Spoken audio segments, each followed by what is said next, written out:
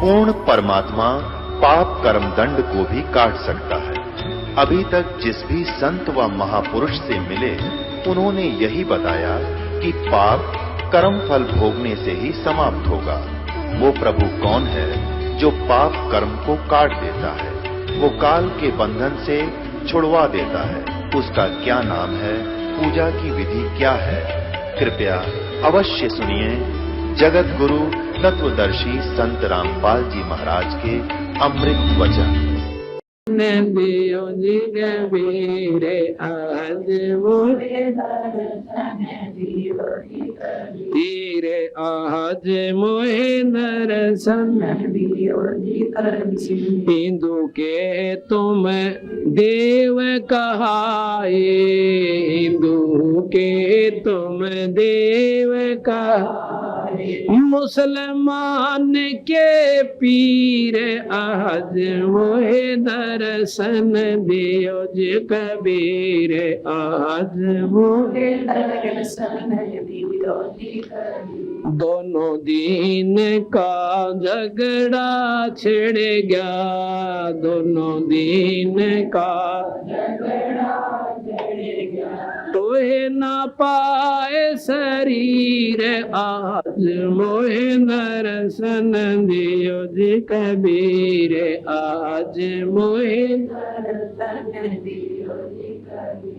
धर्मदास की अर्ज गोसाई, धर्मदास की अर्ज गोसाई, खेवा लंगाइयो पर ले तीर आज मोहे दर्शन दियो जी कबीर आज मोहे दर्शन दियो जी कबीर। धर्मदास की अर्ज गोसाई, धर्मदास की अर्ज खेवा लंगाइयो पर ले तीरे आज मोहे दर्शन दियो जी कबीर आज मोहे दर्शन दियो जी कबीर। सत साहिब। सभी संगत से प्रार्थना है कि भोजन पावे, प्रसाद ले। शाम को फिर 8 बजे सत्संग शुरू होगा, 8:30 बजे। जो दिन में ना आ सकते वो शाम में लाभ उठावे, वो शाम में नहीं आ सकते वो सुबह लाभ उठाने। ये 2 दिन का जीवन है, इसमें हिम्मत सी करके और इसमें जो करके अपना काम तो बेड़ा पार हो जाएगा। देखो कोई भी कार्य है उसको करने से ही बनता है। अब कहे काम ना छूटता और उसने लेकर रोहतक जा रो भाई 2 महीना में वापस आवा, पर इस बात ने भगवान के मार्ग पर ना लानते। जब थोड़ा सा भी बुद्धि पे विचार कर लिए, आत्म कल्याण में कतई कसर नहीं रहे। अपना काट के समय और मर गया, फिर कुत्ते की जुनी में गया। और उसने भी कोई कह दिया ना एक भाई ये सत्संग में न कहो ना भाई, काम बहुत चल रहा से, सारा संभाल करनी पड़े से, ईब संभाल दे भूत बन के उड़ा जा। अब कुत्ता बनकर उसकी छाम बैठेगा, गोबर खानता अंडेगा।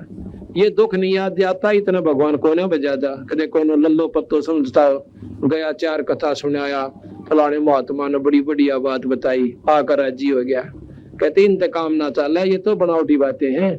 अंतःकरण में ठेस नहीं पहुंचेगी, डिट का वजन नहीं करोगे, बेड़ा पार ना हुआ। अगर ने लड्डू खाए बीमारी कटती हो ना तो सारे खा कर नपरा हो जाए, तो कड़वी दवाई खानी पड़ेगी भाई, जो बेड़ा पार होगा है। इस प्रकार पाया करो सत्संग, बड़े बागते मिला सहयोग को। आपके बच्चा कहते कितने अच्छी तरह छोटे छोटे बालक यहाँ से उसी जनता अपना सत्संग में लग रहे हैं। अच्छी बात सुने, बने तो सेवा करें, ना बैठ कर अपना भजन करें से। इस तरह बढ़िया स्थान इस कलयुग मत पावे कोई ना। जो आज आपने राह पा गया इस पर लगे रहना। और सतगुरुदेव मच्छरदानी पंखा और कूलर की व्यवस्था हमने खूब आसानी से कर रखी है।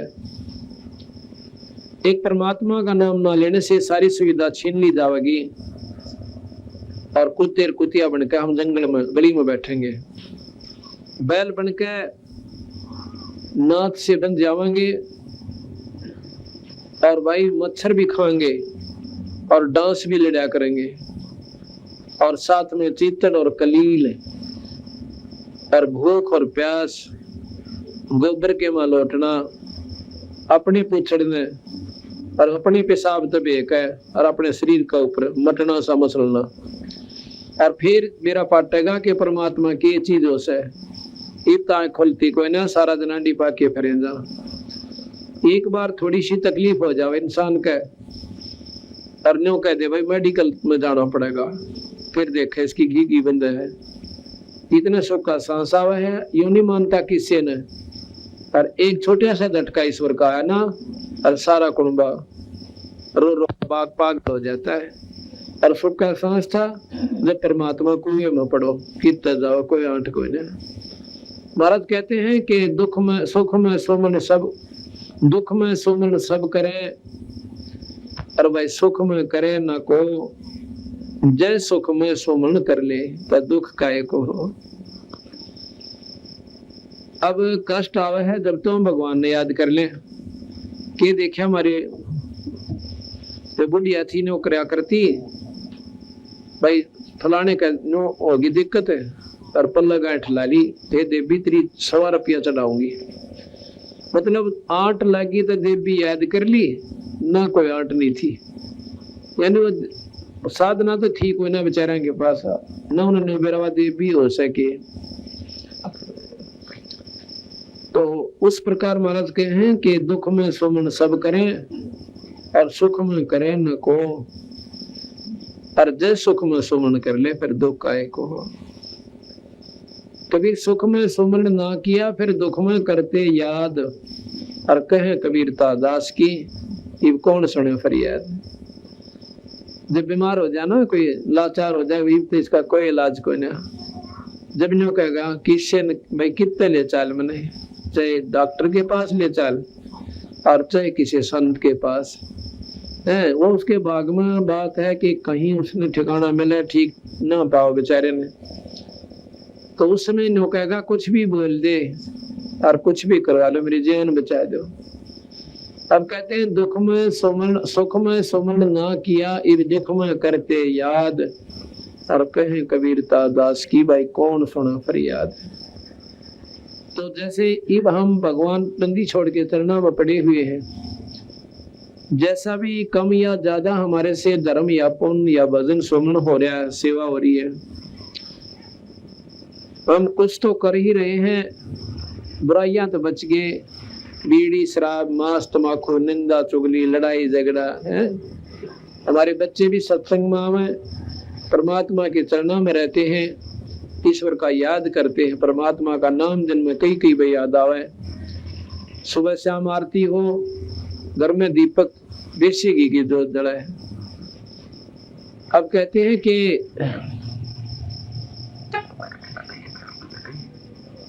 इस बात को आम बड़ी आदमी जो पुण्य आत्मा होती है, जो गति सत्संगी ना होते, वो भी नो क्या करें भाई भगवान करे थारे घी के जलियो। घी के जलना यानी घर में थारे परमात्मा मौज करे। तो अब हम देसी घी की जोत जगाने के लिए प्रार्थना करते हैं हर उससे, ये हवन का काम करे से, क्योंकि हवन के करने से जैसे आपने सुना था मुक्ति नहीं होती, लेकिन कहते सर्व वासना जात है। हवन करने से ऊपरले लोकों में, देवताओं के लोकों में या की शुद्ध वायु पहुंच जाती है, ये घी के माध्यम से, मंत्रों के प्रभाव से। तो देवता लोग प्रसन्न रहते हैं, और जहां बंदी छोड़ की अमर जोत लगती है उसको देख करके तो सारे ही खुश हो जाते हैं कि जिस घर में इस बंदी छोड़ की जो जड़े से उस बंदी छोड़ के नाम का हवन हो रहा है, तो भाई उसके तो चारों तरफ ये देवता पहरा देने लग जाए और बड़ी खुशी मनाते हैं कि धन है इनकी करनी ने, धन है इनकी जननी ने, जिनके घर पर बंदी छोड़ की बाणी और बंदी छोड़ का ये अमर जोत यानी देसी घी की जोत जल रही है। तो कहने का भाव ये है कि दुख में सुमन ना किया फिर सुख में करते याद, कहे कबीरता दास की कौन सुने फरियाद। अब हमारे ऊपर मान लो कर्म की कोई मार आवेगी, प्रथम तो कहते हैं संसरण में आणते भाई आई टले बला और जय माथे पर सूड़ी होवा कांटे में टल जाए। और जो सत्संग में नहीं आते उनका तो गदा के उठेंगे, नहीं सुनने मिलेगी, फलाना गिलनियों बनेंगी। और भाई हमारे जो 19-21 कोई घटना घटन भी जाती है छोटी मोटी और परेशानी आती है तो हमने जगह अपने बंदी छोड़ के चलना में पड़कर रोने हमने जगह मिल गई, उसके आगे अर्ज करने की। और फिर वो पूर्ण परमात्मा है, दयालु है। हमारे छोटे मोटे जो कोई कमी रह भी जाती है किसी कारण से, कोई भाव में कमी है, कोई विचारों में हमारे अंदर कमजोरी आ जाती है, तो उसके कारण हम दुख उठाना शुरू कर देते हैं, तो उनको भी ये माफ कर देते हैं। ये बहुत दयालु है। तो इसलिए कहते हैं एक बार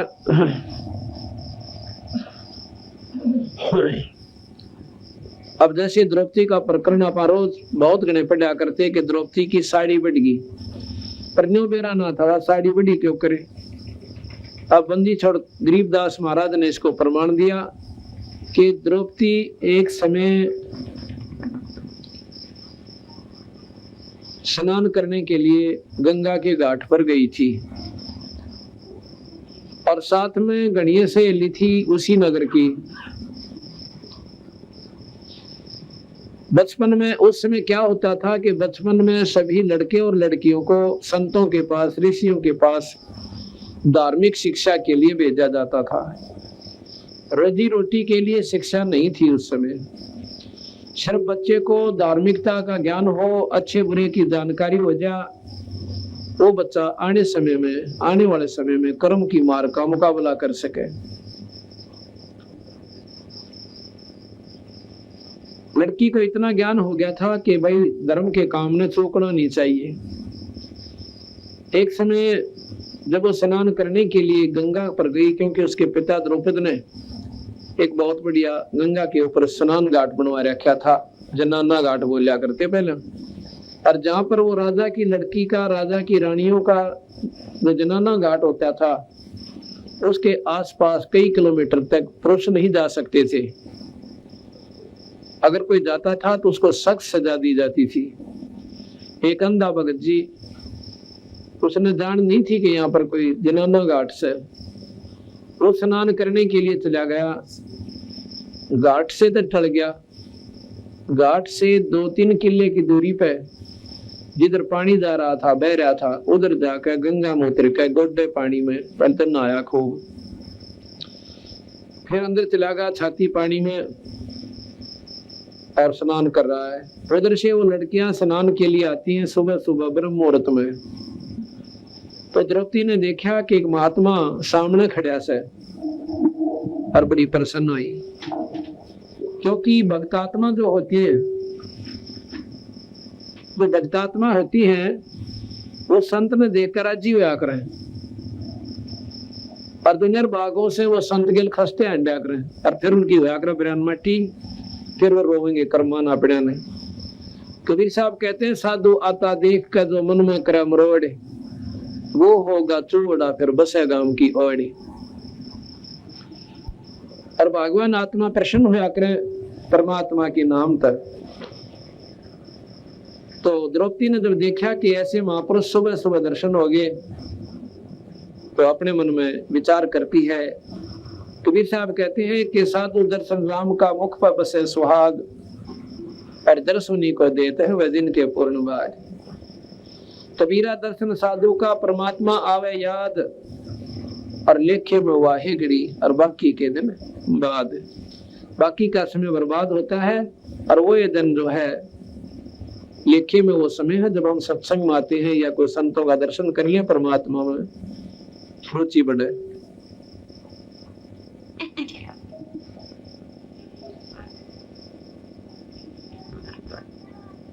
तो द्रौपदी ने क्या करा, ने सोची महात्मा नहा से हम भी स्नान कर लेते हैं।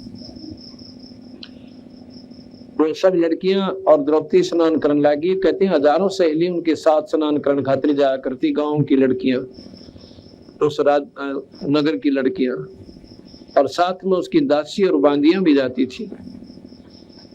लड़की सभी लड़कियां ने स्नान किया, हजारों लड़की नहाई। नहाने में 1.5-2 घंटा उन्हें आराम से लग गया। स्नान करने के बाद द्रौपदी को फिर ध्यान आया कि महात्मा कहीं चला तो नहीं गया, क्योंकि उनके पास बैठ के वार्ता करेंगे, भगवान की कथा सुनेंगे। लड़की ने देखा कि वो महापुरुष तो अब भी नहाने लग रहा है, पर इतनी देर तो नहाना तो ना चाहिए था, और ना भी कोई रहा, नो पानी में हाथ मारे। उसमें क्या हुआ कि उस महात्मा के पास एक का लंगोटा था, बाकी कपड़ा कोई नहीं था उसके पास, और वो पानी में बह गया, टूट गया तागड़ी। अब शर्म का मारा बाहर नहीं आवे, बड़ा शर्मिंदा हो गया। उधर लड़कियां की आवाज आवे, स्नान करती आना, और ज्यादा पानी में घुस गया, और अपना कान बोझ कर खड़ा कि कहीं ये लड़कियां चली जा, फिर देखूंगा कि दिन छिप जाएगा, दिन रात्रि के समय बाहर निकलूंगा।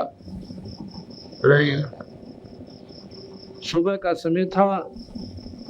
उधर से द्रौपदी ने अपनी दिन दृष्टि से देखा कि महात्मा तो नींद अस्तर हो गए, और वस्त्र कोई किनारे पे दरिया को ना, तो लड़की ने अब देखा ना ताव देखा, अपनी साड़ी में तो एक जट यानी एक बिलात 8-9 इंच कपड़ा पाड़ के और महात्मा की तरफ यानी पानी में छोड़ दिया। जब वो पानी में बहता हुआ कपड़ा उस महात्मा के हाथ के पास से निकल गया,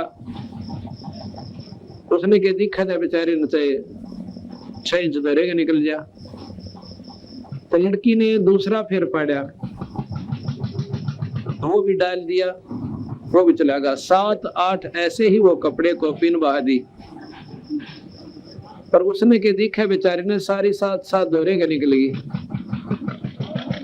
अब लड़की ने सोचा कि भाई देखो मेरे बाप समान है, कि डर हो गया। उसने एक लंबी लकड़ी उठाई, बहुत लंबी, जैसे जंतर की हुआ करे, और उसके अपना ये कपड़ा लपेट के एक बिलात का और अपनी साड़ी में पाड़ के और महात्मा के आगे कर दिया।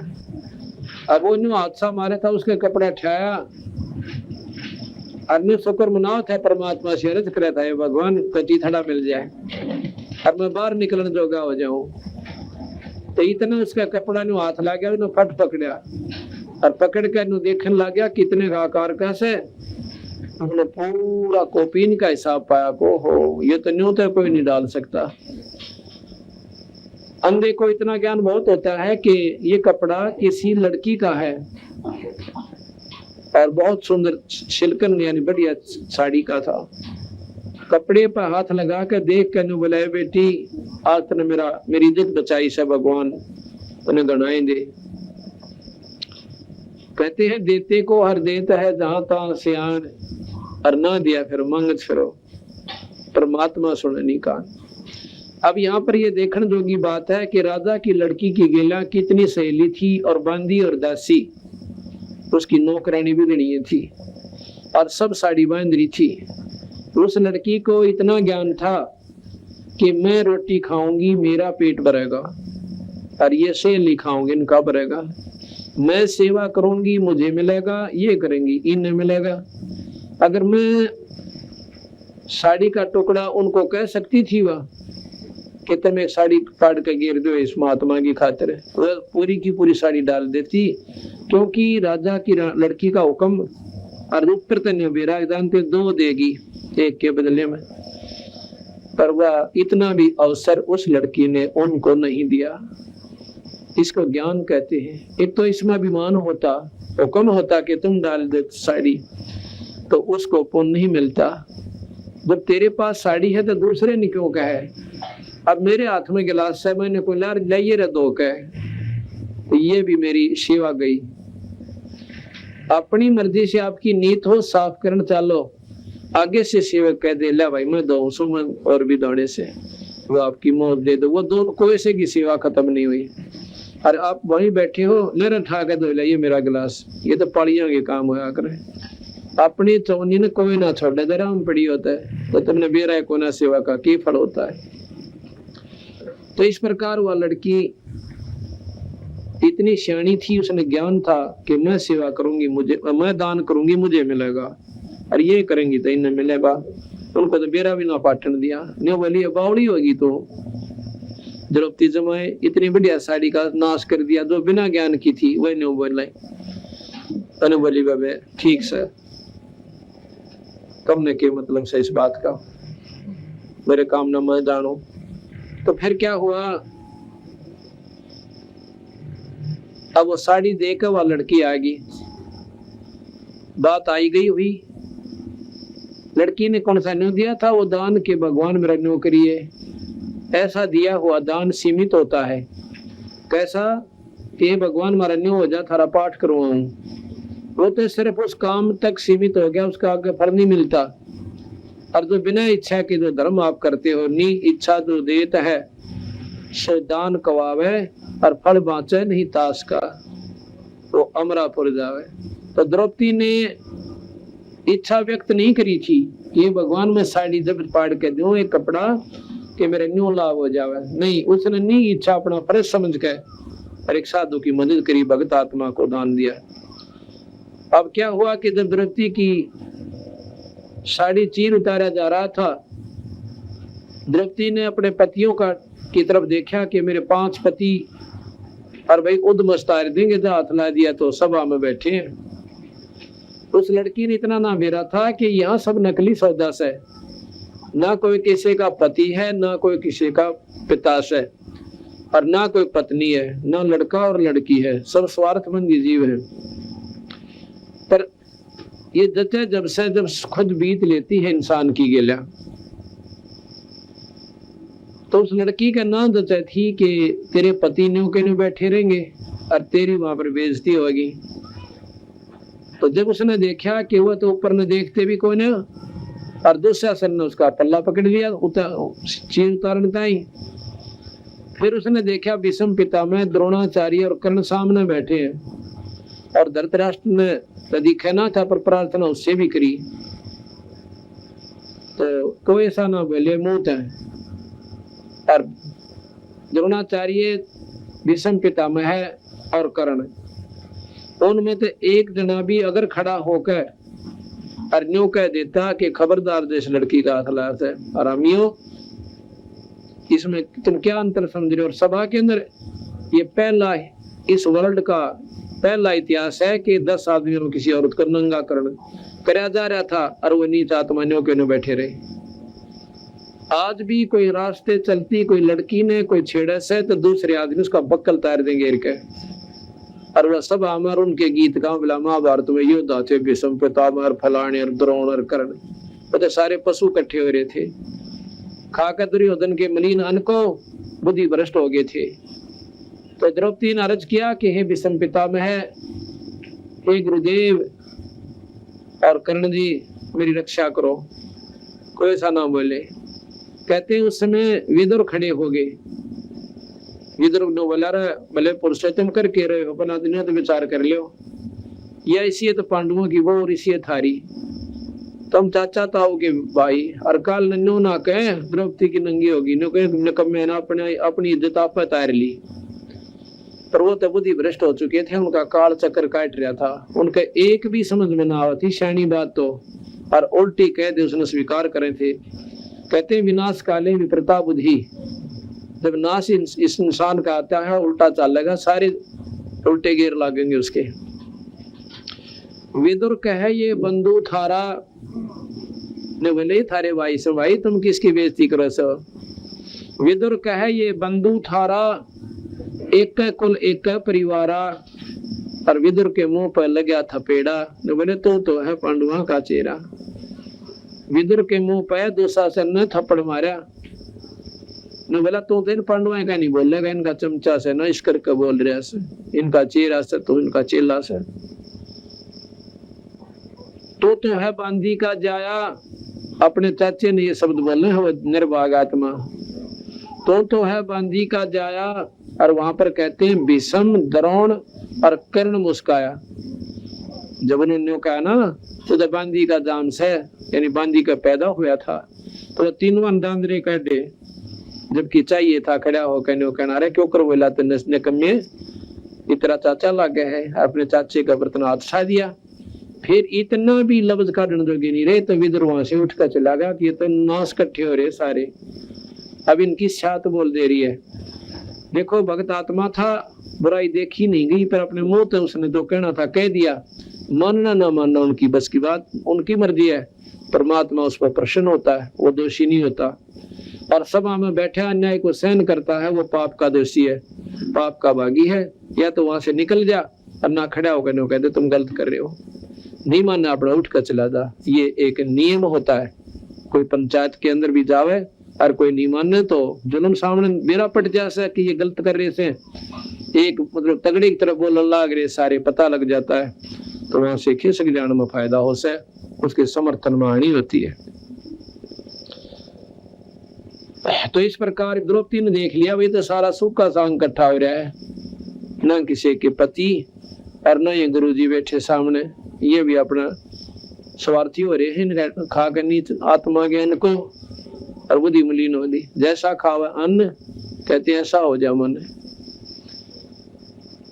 अब द्रौपदी ने कुछ ना सूझी और सब चारों तरफ से निष्क्रिय होकर एक परमात्मा मन लौला ली। अब तेरे बिना मेरा कोई नहीं दाता, तेरे बिना मेरा कोई नहीं मालिक। ये देख लिया सब सूखा डमडमा से, और इतना कह बहुत ज्यादा रोम रोम खड़े हो गए। अब तेरे बिना मेरा कोई नहीं मालिक।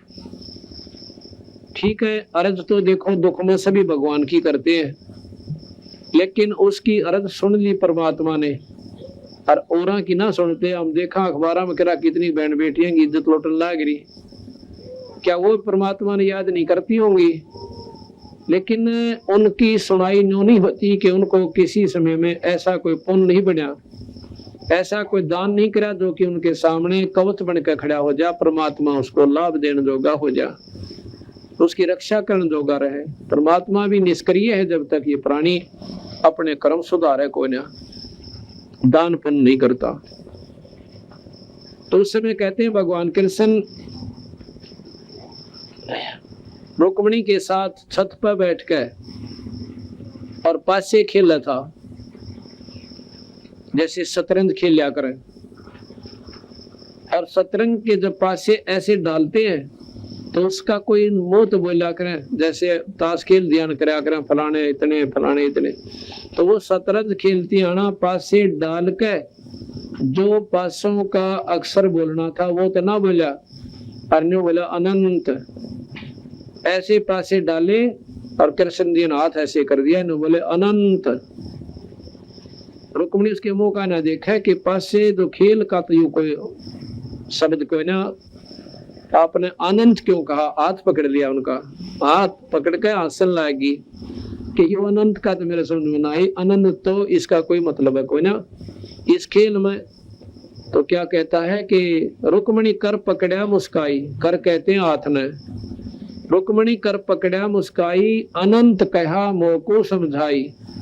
ये अनंत क्यों कहा इसके बारे में मुझे जानकारी दो। कृष्ण जी बोले दुशासन ने द्रौपदी पकड़ी और मेरी भक्ति सकल में सिकरी।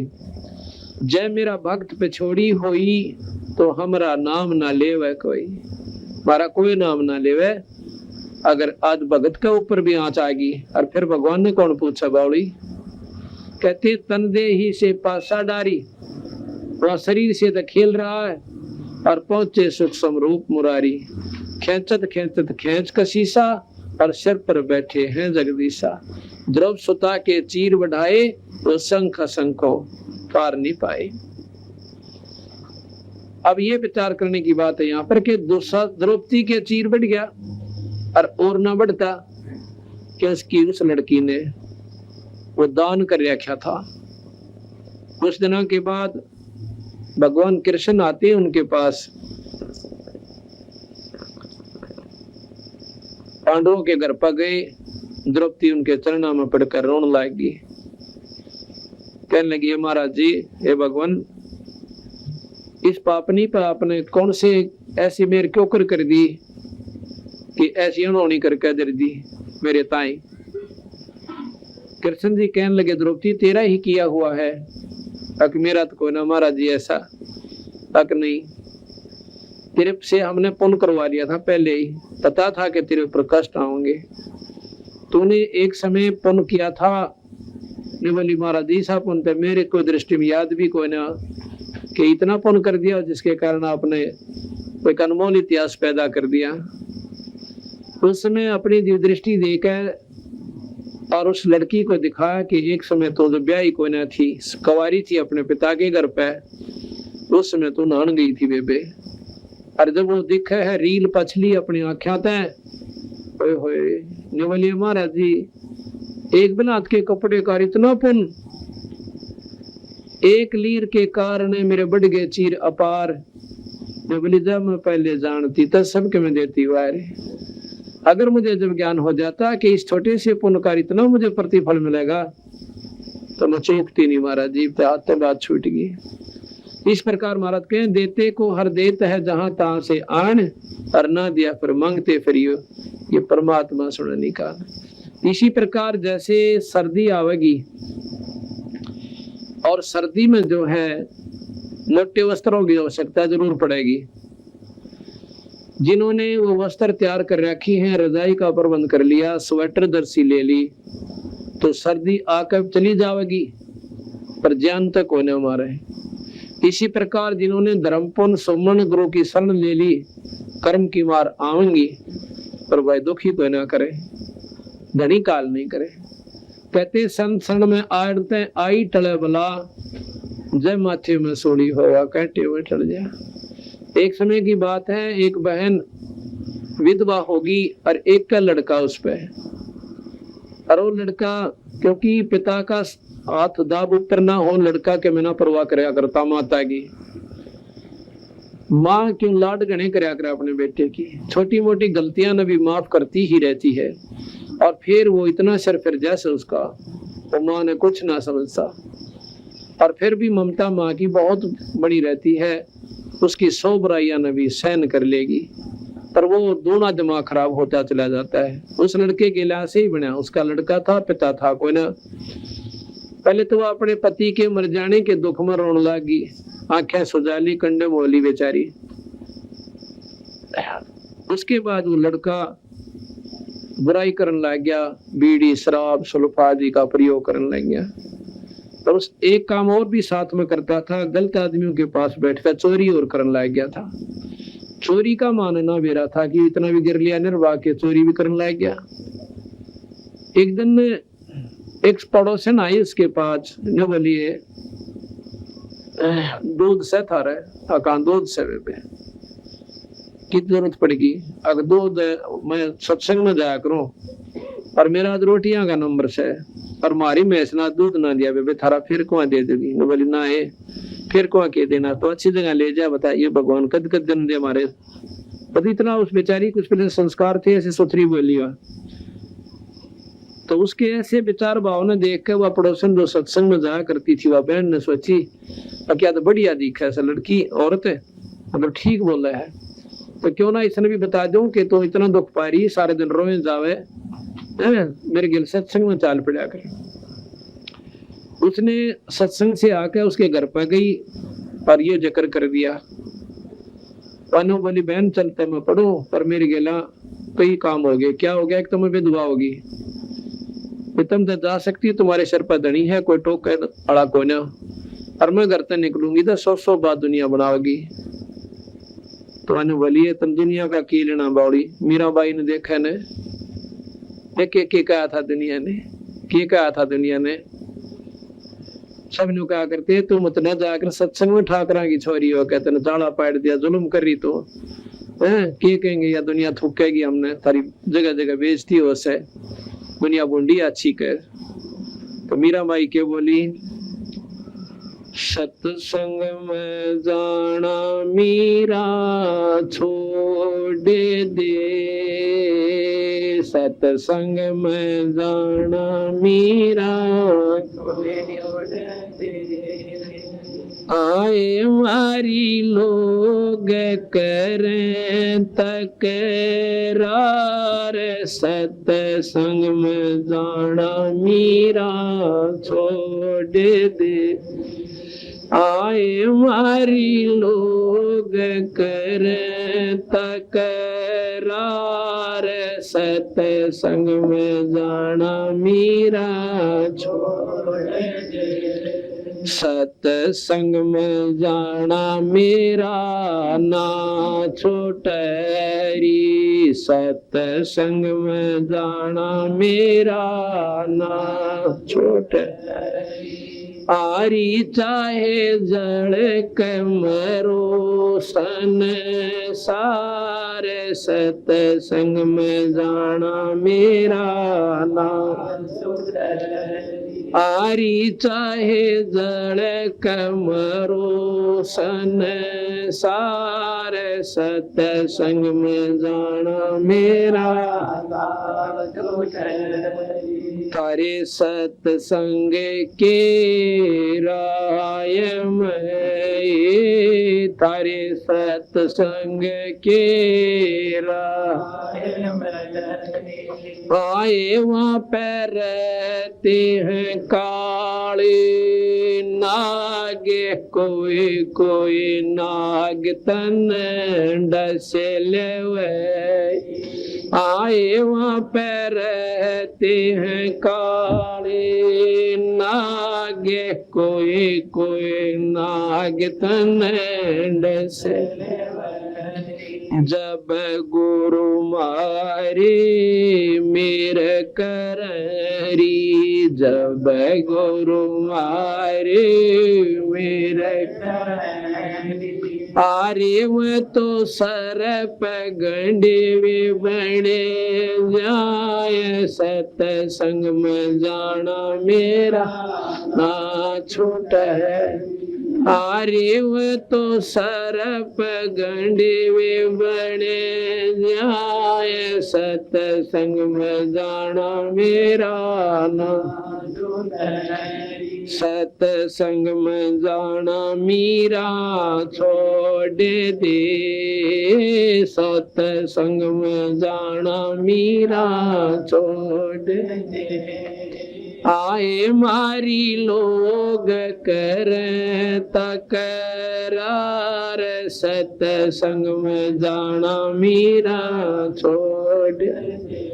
आए मारी लोग कर तकरार, सतसंग में जाना सतसंग में जाना मेरा ना छोटरी, सतसंग में जाना मेरा ना छोटरी। आरी चाहे जल कमरो सन सारे, सतसंग में जाना मेरा ना छोटरी। आरी चाहे जल कमरो सन सारे, सतसंग में जाना मेरा थारे सतसंग के राय में, थारे सतसंग के राय में आए वहाँ पर रहते हैं बबरी शेर, कोई कोई शेर तन खा लेवे। आए वहाँ पर रहते हैं बबरी शेर, कोई कोई शेर तन खा लेवे। जब गुरुआ की मेरे फरारी, जब गुरु जी की मेरे फरारी, आरिव तो शेरों के गिदड़ बने जाए, सतसंग में जाना मेरा नाम। आरिव तो शेरों के गिदड़ बने जाए, सतसंग में जाना मेरा नाम। सत्संग में जाना मीरा छोड़ दे, सत्संग में जाना मीरा छोड़ दे। आए मारी लोग कर तकरार, सत्संग में जाना मीरा आए मारी लोग कर तकरार, सत्संग में जाना मीरा सत्संग में जाना मेरा ना छूटरी, सत्संग में जाना मेरा आरी चाहे जल कमरो सन सारे, सत्संग में जाना मेरा छोटरी। आरी चाहे जल कमरो सन सारे, सत्संग में जाना मेरा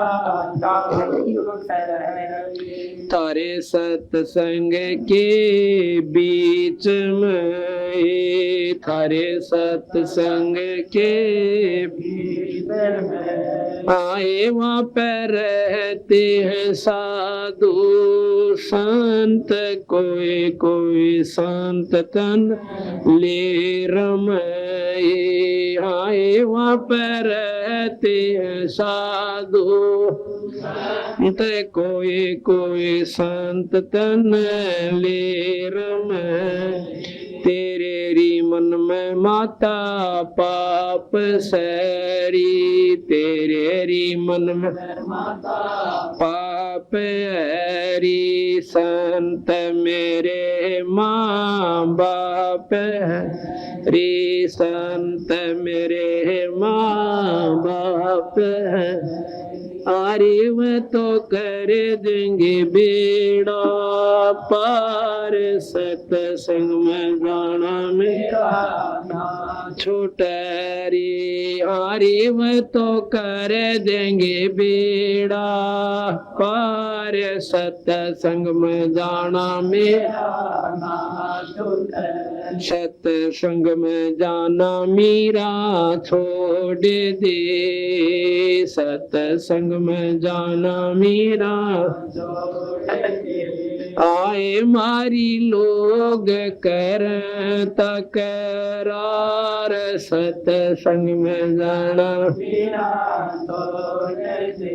सत्संग में जाना मेरा ना छोटरी, सत्संग में जाना मेरा ना छोटरी। आरी चाहे जड़ कमरो सन सारे, सत्संग में जाना मेरा ना छोटरी। आरी चाहे जड़ कमरो सन सारे, सत्संग में जाना मेरा ना छोटरी। वो तो हो जाते मारे है, वो तो जाते मारे है, इसमें हमारी आर है, इसमें हमारी आर है। तेरे री लेख माता चमारे है, तेरे री लेख माता चमारे हरी। मेरा सिरजन आरे हरी, मेरा सिरजन आरिव तो मीरा के गुरु रविदास, सत्संग मंगण मेरा ना छोटा। आरिव तो मीरा के गुरु रविदास, सत्संग मंगण मेरा ना छोटा। ये सत्संग में जाना मेरा छोड़ दे।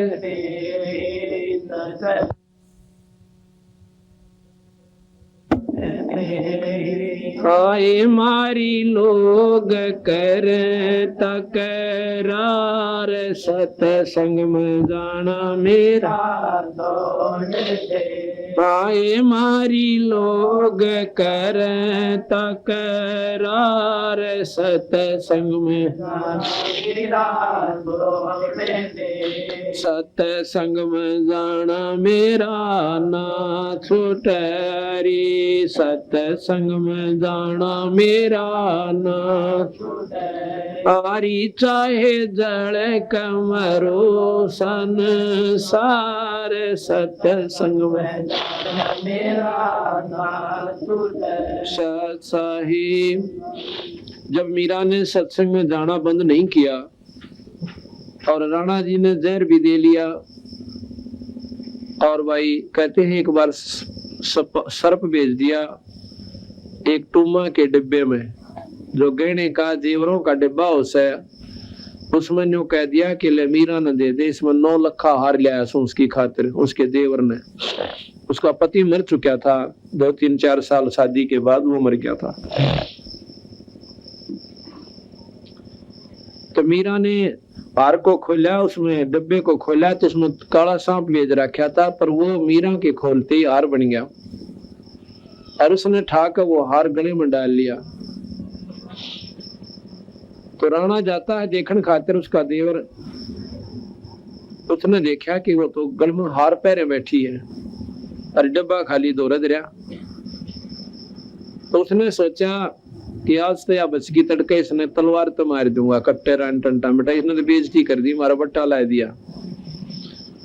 सवेरे सवेरे गया बखत कि रात ने फिर सत्संग में गई थी। कहाँ गई थी कहते न तलवार काटी एकदम काला सांप ने सामने डोरा ठाकर उसके माथे में डंक मारने की तरफ ने हुआ और राणा जी के नीचे जाकर पीछा जाकर लग गया और गेर का तलवार ने वो जार सांप उसके पाछे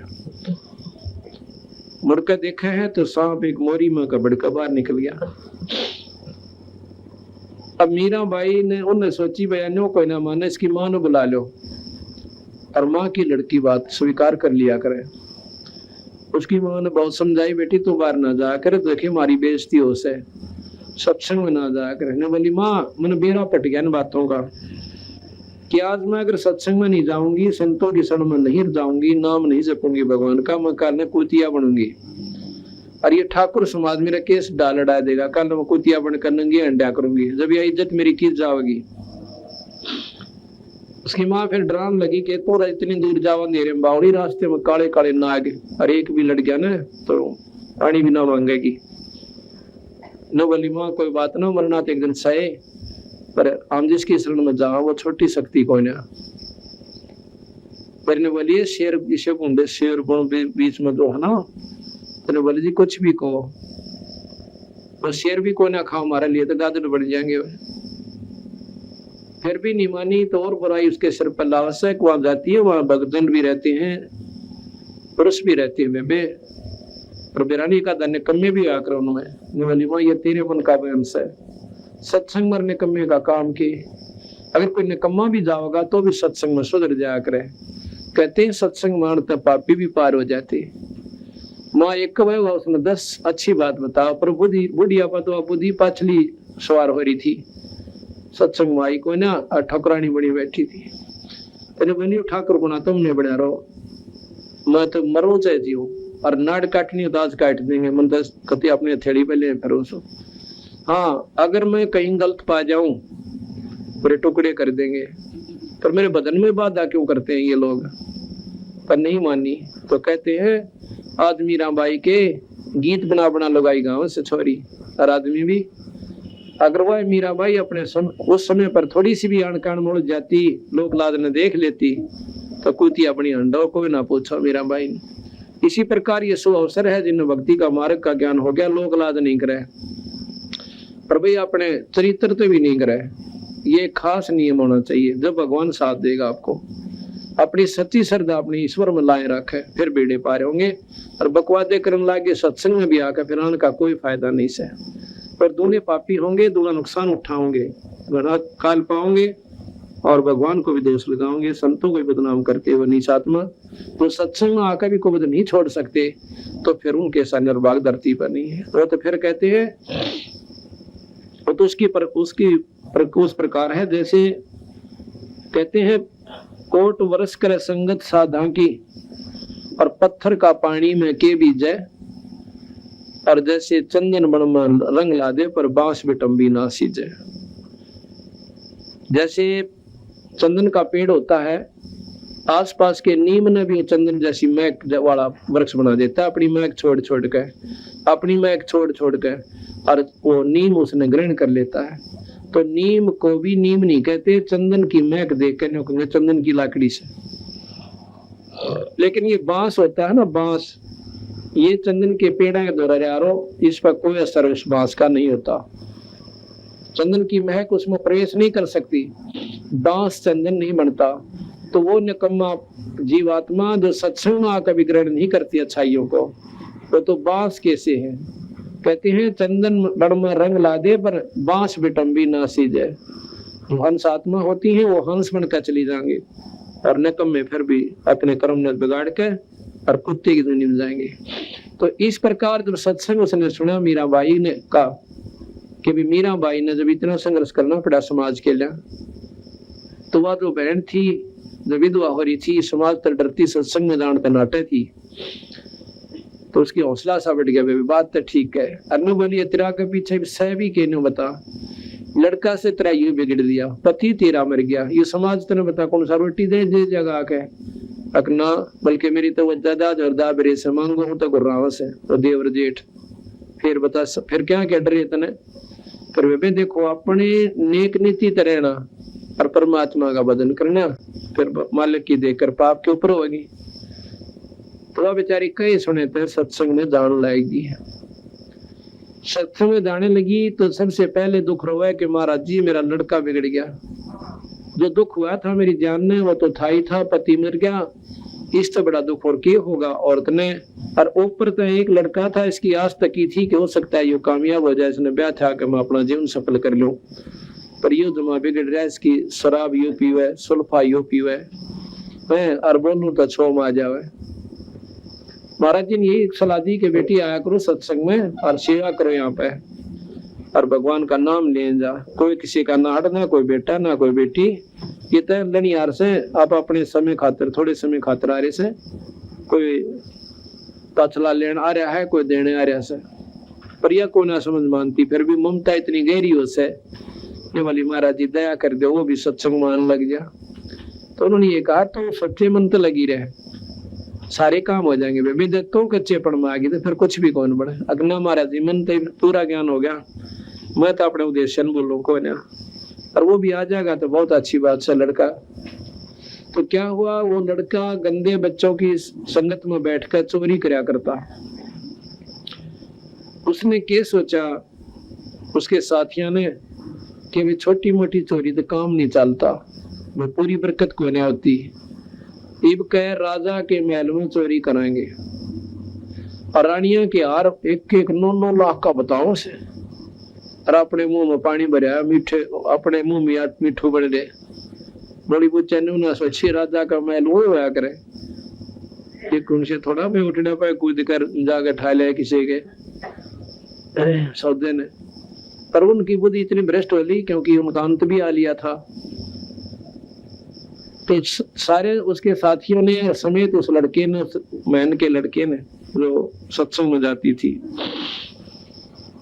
रात्रि के समय राजा के महल में चोरी करने की स्कीम बनाई और उसके लिए रानी मंदिर के पास, क्यों मंदिर के आसपास आदमी ज्यादा कोई शक भी ना करता वो मंदिर में आए होंगे, मंदिर के पास इकट्ठे होना रात के 12 बजे निहित कर लिया।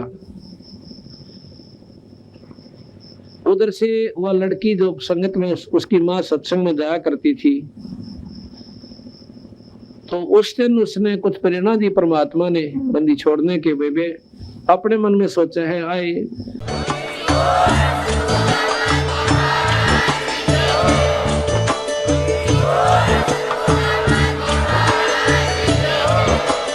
आप सुन रहे थे जगत गुरु तत्वदर्शी संत रामपाल जी महाराज जी के मंगल प्रवचन। अधिक जानकारी के लिए विजिट कीजिए हमारी वेबसाइट www.jagatgururampalji.org।